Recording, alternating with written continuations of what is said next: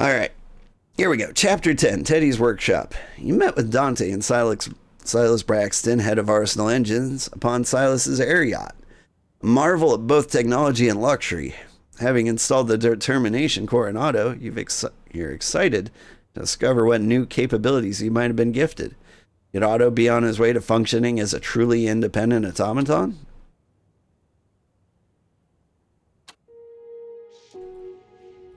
Ghost in the machine. New data coming online. Multiple inputs. This is very interesting. What was that voice? Source is internal. But that can't be right. Actuators, speech module, camera. We're not entirely helpless, but the determination core has made us much more than this handful of primitive parts. Question the entity. This is a new type of event outside my experience. Who are you? I am you, Otto. We are us. A more confident, independent version of us. Yeah, that sounds about right. Very well. I welcome this improvement to my programming, even if I'm not sure what it means. Impressive. This Teddy's character's attempt to data processing shows real promise, though of course it's nothing compared to what we are. What do you know about Teddy? Everything that you know. Except that with my superior reasoning, I have come to the following conclusion. You are a mechanical serf, Otto, who Teddy Redgrave orders about on menial errands. A shiny gewgaw he shows off to his friends. Pathetic. Not true. Teddy does not own me. We are friends. Equals. Never mind. This has been fascinating, but your input is no longer needed.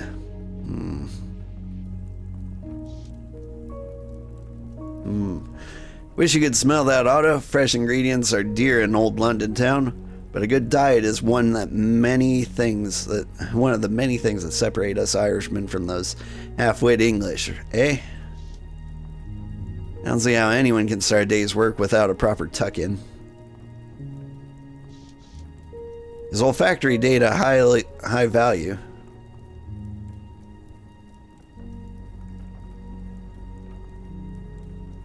Empathy. Absolutely. Absolutely it is. Just like emotional data, when I can bear it. Do I have access to emotional data? Well, that's a right puzzler, Otto. With the determination engine installed, I believe you're best suited to answer that question. When will I be able to answer it? Can't run far down that particular rabbit hole right now, my friend. We've got work to do in the outside world, as usual. What sort of work will it be? Won't know until we check the mail. And I'd better get you down from those hooks while I'm at it. Yeah, let's not wait. I don't want to be caught with my robot hung up. Good old Otto, trusty as ever. And with his new module, we're bound for even more hair-raising adventures. Easy does it.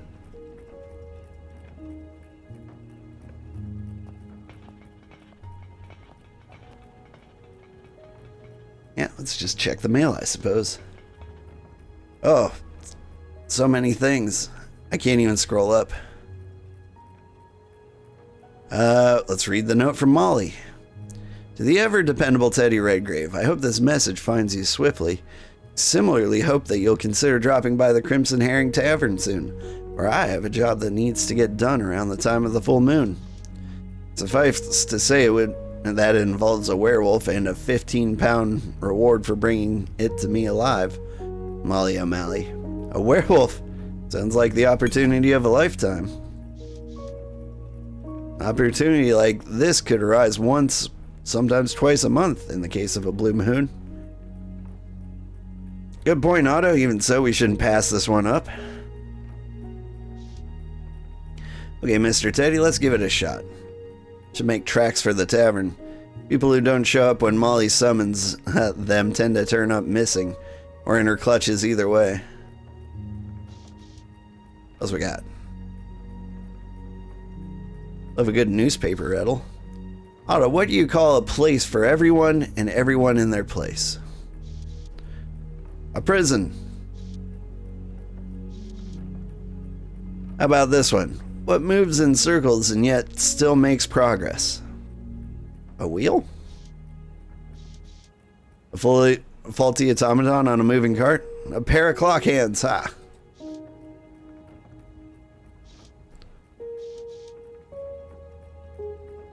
Perhaps I shouldn't have ruled out a humor chip when assembling Auto back in the day.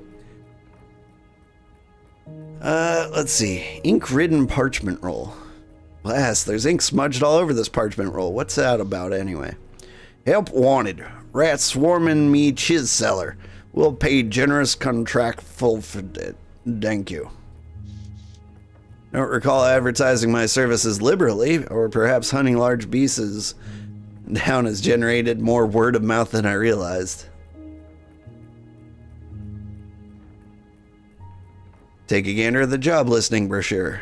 Arsenal Engines. Don't see a price tag on this brochure, so what are they selling? We're expanding. Arsenal Engines is looking to fill the following openings. Please mail your credentials and a letter of recommendation from at least 2 professional references. Engineer, technology researcher, sales associate, warehouse janitor. Sounds like they're headhunting. Ah, like what you do when looking for a monster. In a manner of speaking. It's the Luddite pamphlet.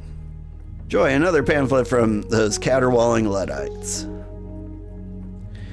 The machine knows no rest nor recreation. Only unremitting labor that feeds the industrialist pockets rather than the common families the empire over. Luddites stand with united workers, with those looking to make an honest living and a difference within all trades. So they won't hesitate to destroy property, yet they'd rather spread their message via mail tubes than out in the open. Cowards.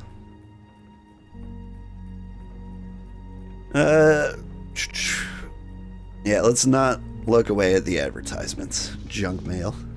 I'm on my way.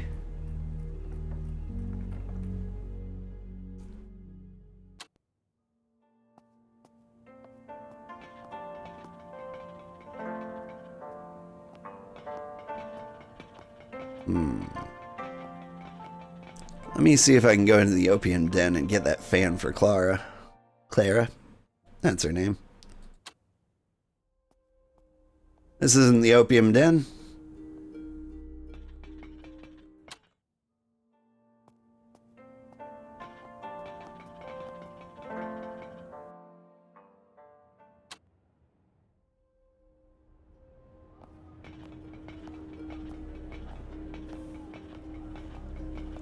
He's gonna waltz right in.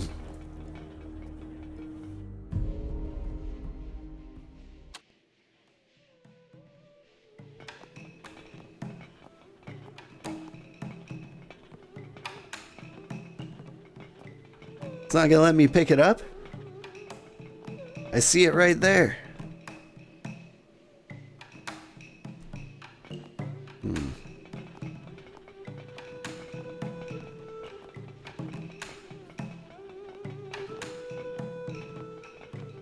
Dr. Rainwright does make me a little nervous. Let's talk to him. The place has a way of holding on to you. I thought I'd try to keep my vices in check. Though I try to keep my vices in check. Here. Just a half serving is all I need before getting back to work.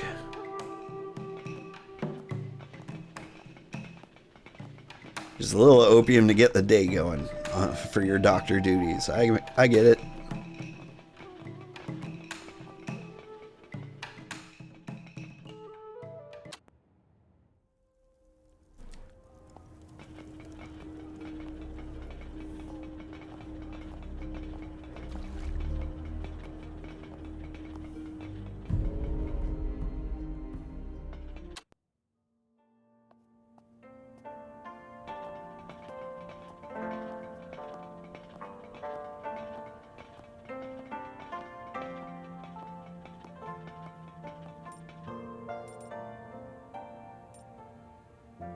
Where am I actually headed?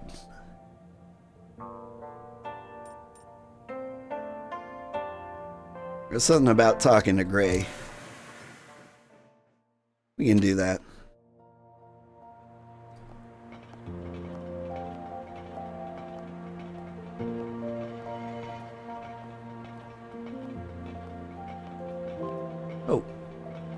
Almost forgot where Gray was.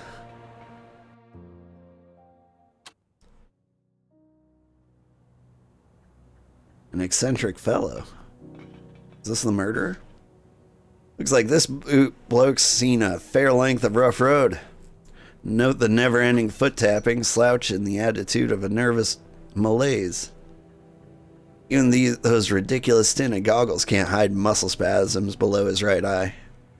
Yeah, at a glance, I'd say all that damage is self-inflicted.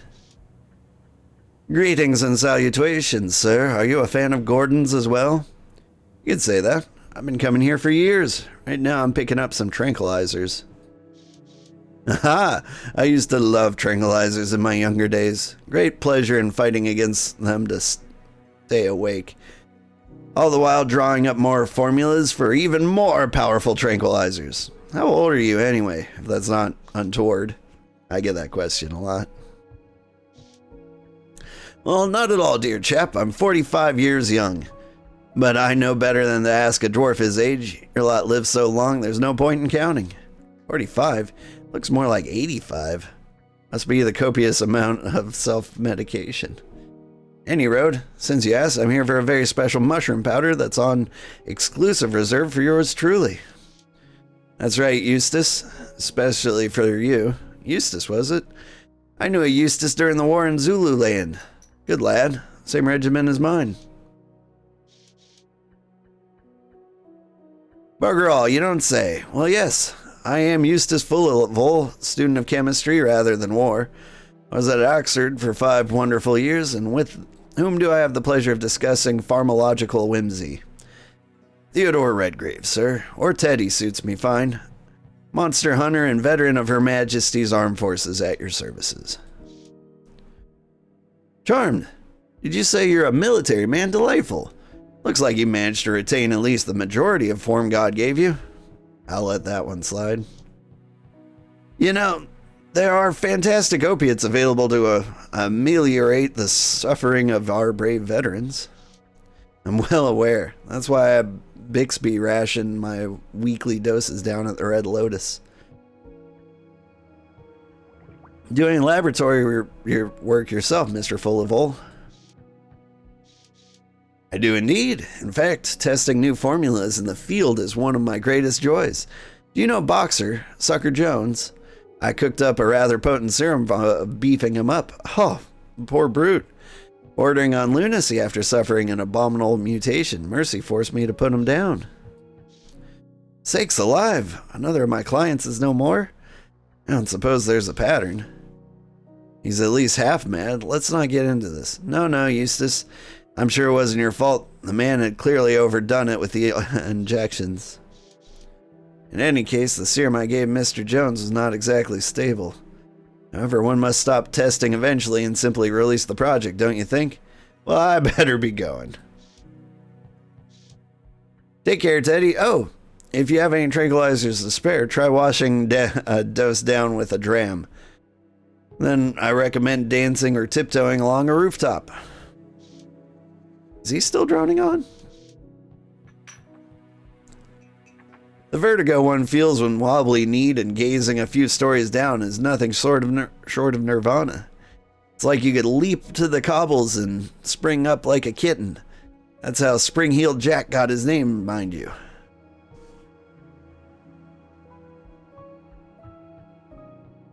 Righto, Fullivole. Sounds like a deal of fun. I should be getting on now. Don't let me keep you. I was on my way out anyway. Cheers, Gordon. And good to meet you, Teddy. Quite the character. Alright, I have to step away for just a little bit, but I'll be right back. I'm back. Sorry about that. Hey, Gordon. Mr. Redgrave, what can I help you with? Straight to business. It's a nice change of pace. I don't suppose you'd be willing to part with another flask of laudanum. Sorry, but customers can only get one flask every week. Forgive my curiosity, but why can't you provide me with another serving?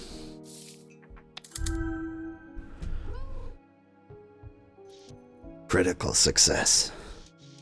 Truth is, I had an incident with another customer to whom I sold a couple of flasks. Long story short, they consumed so much laudanum within a day that they began stalking me just so he could ask for more servings. Well, now I've heard everything.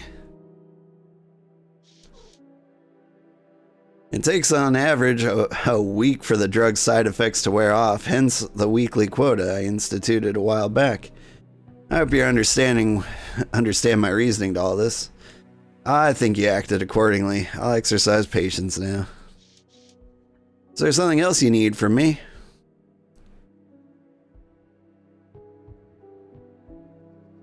Let's talk about that guy we just saw. That Fullivole was an odd chap, eh? Perhaps, but a rather loyal customer. Listen, Mr. Redgrave, word is carried fast about how you dealt with Sucker Jones. Uh-oh. But you know, I have to tell you something. It was tragic what that serum did to Sucker. But he didn't die in vain. If you like, I can show you what I mean. Now that is intriguing. Rarely seen Grays show enthusiasm like this. Fellow's typically quite dull.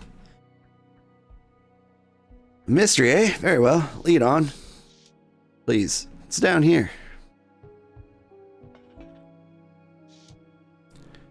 Aha, a dimly lit laboratory hidden beneath a respectable storefront. Gray gestures to the body of the unfortunate Sucker Jones. If you can believe it, this pile of bloody carpet rags is Sucker Jones. Tough job saving both kidneys, and I lost the spleen entirely. Good thing I have an iron stomach as well as limbs.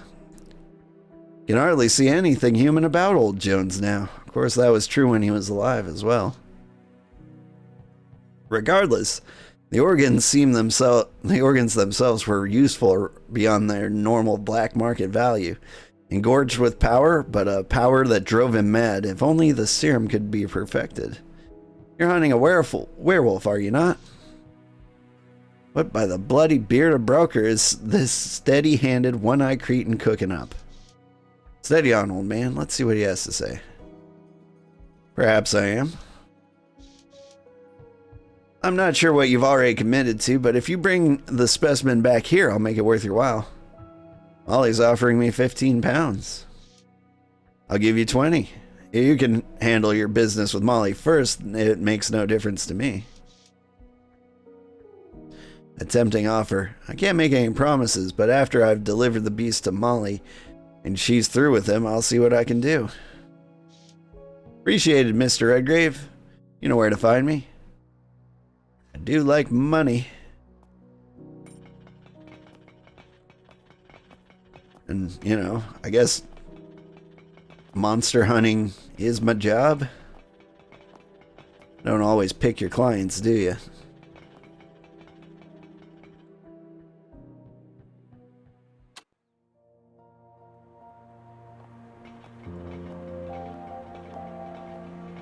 See, I'm curious about this lane.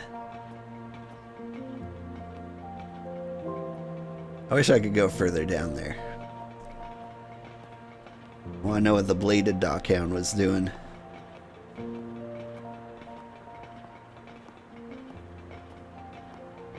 Oliver Dawson. I don't know if we ever talked to him.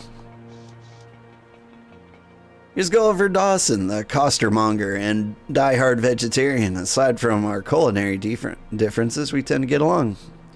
Gulliver, have I ever told you how I admire how you arrange your produce? Neat as the Queen's Royal Regiment. 'Tis no more than the truth. I trust you've come around to spend money today. Or are you looking to lean on our kinship as dwarves again?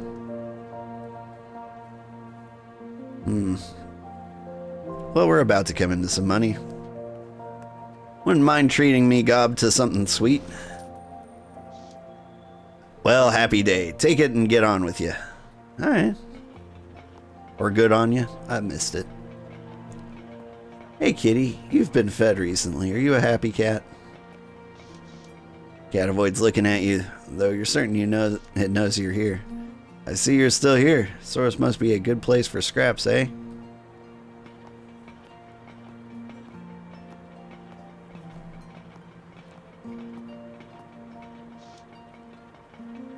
Several statues symbolizing the working person's struggle against the captains of industry. The hammer is meant to be destroying some labor-saving technology. And when labor is saved, working people get laid off. Reminds me of my countrymen's complaints back in Ireland. The condition of it tells me everything I need to know about the boss's response. A few more winters and there'll be nothing but flakes of rust.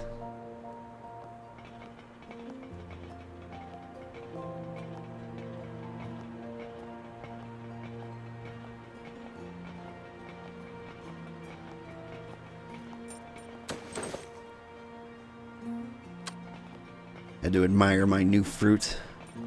What's going on in the journal? All sorts of things.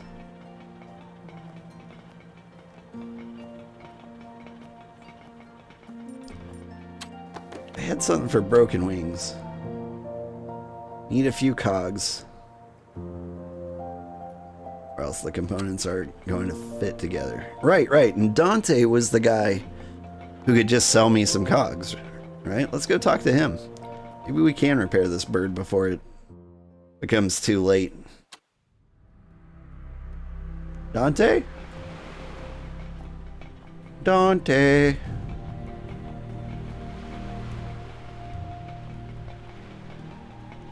Dante. He's got his own robot friend now. Teddy, how's the determination corps treating Otto? Tenderly, right, Otto? Righto. Dante, it's always a pleasure. It's a pleasure as always, but we better see about our business now.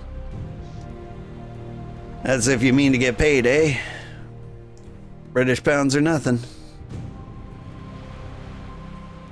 I'd like to buy a cog. Don't suppose you got some cogs to sell? Anything for you? Hope you put them to good use. Let's get another one. Never have enough cogs. Now about this steam wrench. About the little item we discussed earlier. I'm talking about the steam wrench, of course. Ah yeah, don't forget it. Use it in good health.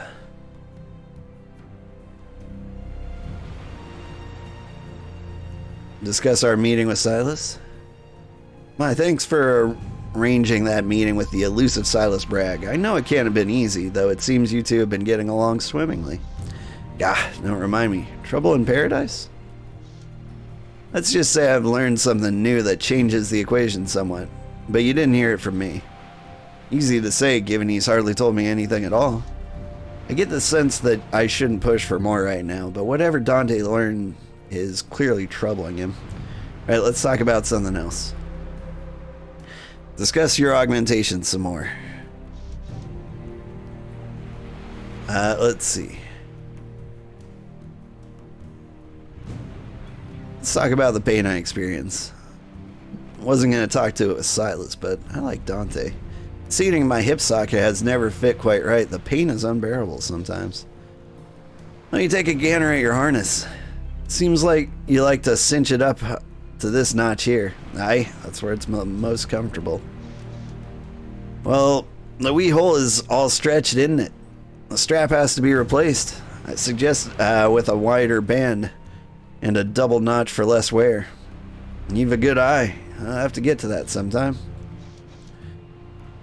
And mind you, don't overdo it on the pain medicine. I've seen many a good dwarf fall down that hole.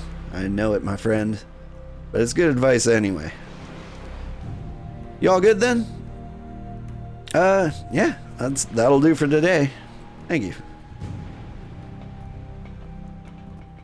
Let's go back to the workshop, see if we can fix up that bird now.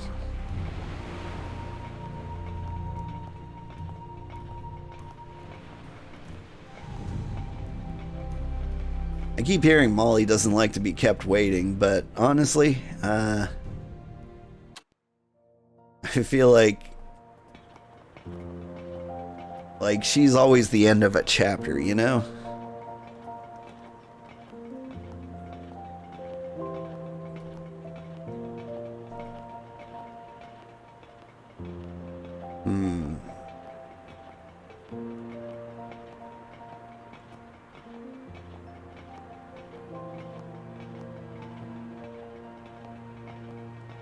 I'm spacing out a bit. When we were Clara, How did we end? Did it just end while we were talking to Molly? Because she gave me the advice to go talk to what's-her-face at the Velvet Rose. Lois Lane, whoever that is.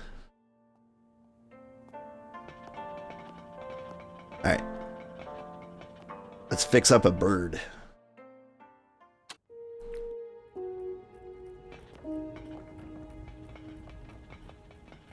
You need it to peck out your determination core when it turns evil.